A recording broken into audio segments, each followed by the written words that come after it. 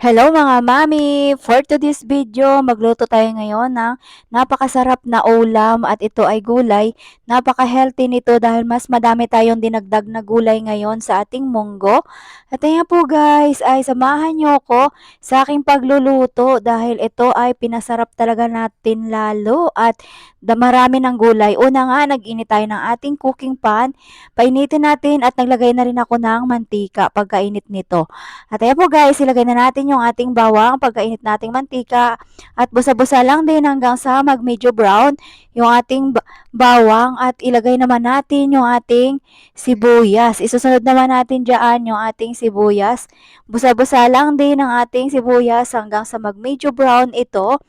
At ilagay na natin yung ating kamatis. Dalawang kamatis lang din yung ating inilagay. Mas masarap talaga sa ating munggo pagka meron tayong kamatis.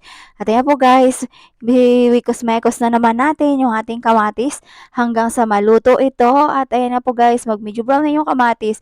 Mayroon akong nahimay na tinapa. Yan na nagpapasarap. Kompleto yung ating munggo pagka meron tayong tinapa. At ayan na po guys, napakamahal nga ng tinapa ngayon. Busa-busa lang din yung ating tinapa hanggang sa mag-medyo brown ito dahil din na nga natin ipinirito ito. At ilagay na natin yung ating pinalambot na munggo. O, diba guys? Mauna ko na yan, binabad kong pagkagising ko pa lang, ibinabad ko na yung ating munggo para medyo madali na lang siya palambutin. At ayan nga po guys, lagyan ko na ng kaunting asin. Tansyahin muna natin ang paglalagay ng asin dahil mabilis lang naman magdagdag pagka medyo matabang. O diba? At naglagay na rin ako ng paminta. Busa-busa lang din yung ating paminta at ayan, nilagayin ko na ng tubig. Hindi ko na pinatagal ng gisa dahil luto naman na yung ating munggo at naglagay agad ako ng chicken cubes. Chicken cubes ang akin nilagay. At ayan na po guys, gisa-gisa lang takpan natin ng mga ilang minuto. Pagkabukas ko nga ay talagang kulong-kulo na yung ating munggo at talagang mabilis lang itong lulutuin mga mamshi pagka pinalambot nyo na yung iyong munggo. At ayan po guys, at ayan talagang napakaganda ng pagkakanyang pagkakakulo. At ilagay ko na yung ating okra, na slice ko yung ating okra, nabili ko lang siya sa 10 piso. O, diba, 10 piso, marami na yung ating okra, talagang malambot. At naglagay na rin ako ng isang talong. O, diba, naka-free tayo ngayon dahil binigay lang din yan sa akin yung talong.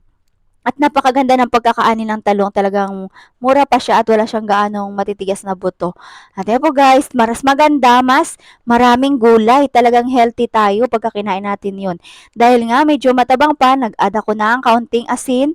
Ayan, talagang sakto-sakto na. Takpan muna natin at pakuluin para lumambot yung ating okra at talong. O, di ba? Madali lang talaga ito lutuin dahil 5 minutes lang luto na yung ating okra at ilagay na natin yung ating talbos ng ampalaya. Yan talaga ang gustong-gusto ko sa munggo, yung talbos ng ampalaya. At ayan, ay pagkahalo ko nga dyan, isang halo-halo lang po yan o kaya mekos-mekos yung ating talbos ng ampalaya.